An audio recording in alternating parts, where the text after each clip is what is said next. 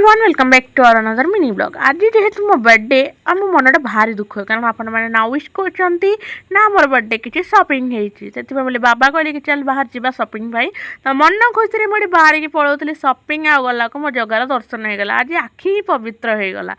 तापर मुझे पहुँची जाइए ड्रेस दुकान आ बहुत सारा ड्रेस देखला मत गोटे पसंद है मुझे नहीं पलि आसली। देन मुझे केक सॉप रू गोटे केक नहीं कि पलि आसली।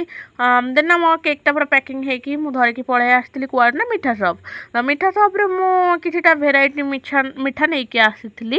देन मिठा पूरा पैकिंग करके मुझे देदेला और रास्ता तालचेर व्यू आज देखी पारे ना मेघ ना कौन बहुत बढ़िया लगुला।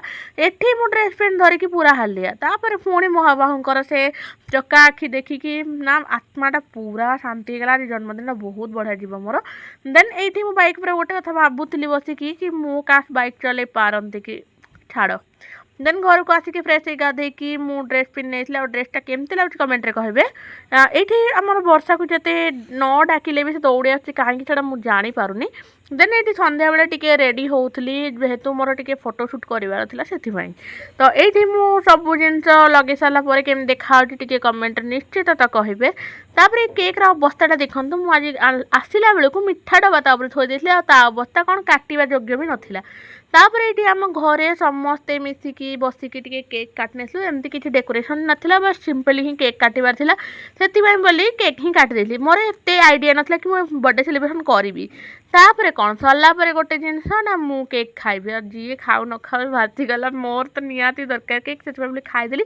आज घर चिकेन चिल्ली जार खाइबार अच्छी कमेंट रे कहतु ना आम घर को आस तो निश्चित देवी।